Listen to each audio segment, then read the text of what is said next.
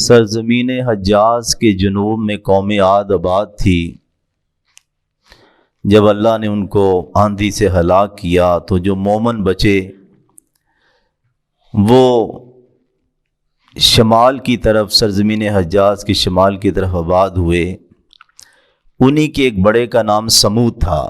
یہ دوسری قدیم ترین قوم تھی قوم عاد کے بعد۔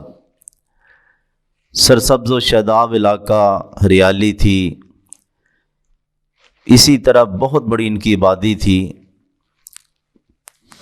کہتے ہیں تقریباً 5-6 لاکھ تک پہنچی ہوئی تھی۔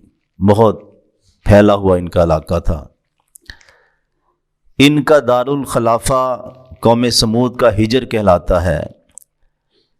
نبی صلی اللہ علیہ وسلم جب مدینے سے تبوک کی طرف گئے تو یہ ہجر سورت کا ایک نام بھی ہے، تو وہ دارالخلافے کا نام تھا ان کا۔ آج ان کا نام مدائن صالحہ ہے۔ UN کے ادارے یونیسیف نے باقاعدہ اس کو ایک عالمی ورثہ قرار دیا۔ وہ اسی طرح موجود ہے، وہ شہر پورا۔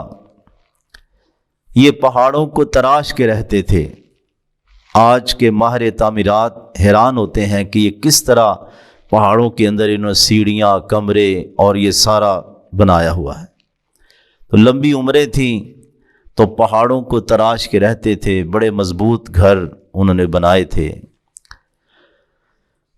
رسول اللہ صلی اللہ علیہ وسلم جب رومن امپائر سے جہاد کے لیے گئے اپنے صحابہ کے ساتھ، تو وہاں یہ راستے میں تھے، صحیح بخاری کے اندر ہے، آپ نے اپنے سر پہ کپڑا ڈالا ہوا تھا اور صحابہ کو کہا تیزی سے یہاں نکلو، کیونکہ بعض صحابہ نے وہاں کنویں سے پانی بھی لیا، اس قوم کے کنووں کا پانی، اور آٹا وغیرہ بھی گوندھ لیا۔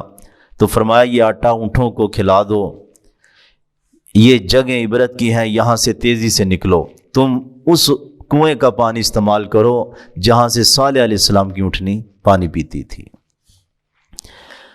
تو اللہ رب العزت فرماتے ہیں وفی سمودا، قوم سمود کے واقعے میں بھی تمہارے لیے ایک عبرت ہے، نشانی ہے۔ اللہ کی طاقت اور عظمت اور موجودگی کا پتہ لگتا ہے کہ اللہ قوموں کو پیدا کر کے یوں ہی چھوڑ نہیں دیتا۔ جب وہ ریڈ لائنیں کراس کرتی ہیں تو پھر اللہ ان کو آخرت اور قیامت تک نہیں، پھر ان کا معاملہ پینڈنگ کیا جاتا، اللہ دنیا میں فوراً گرفتاری کے آرڈر دے دیتا ہے۔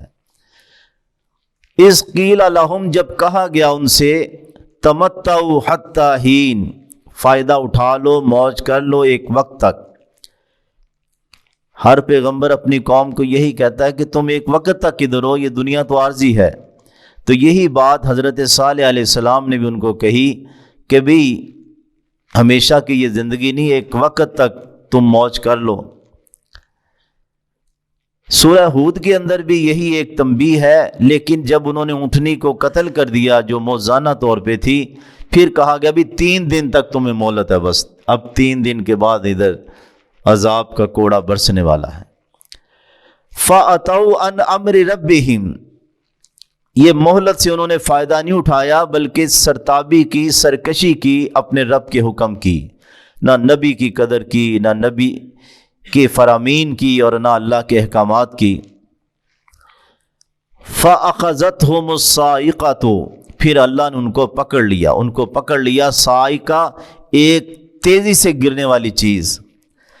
قوم سمود کے عذاب کے بارے میں مختلف ہے، رجفہ بھی آیا ہے جس میں تیزی سے ہلا دیا گیا، یعنی جس طرح زلزلہ آتا ہے تو ایک دم چیزیں ہلتی ہیں، اسی طرح صاعقہ یہاں ہے،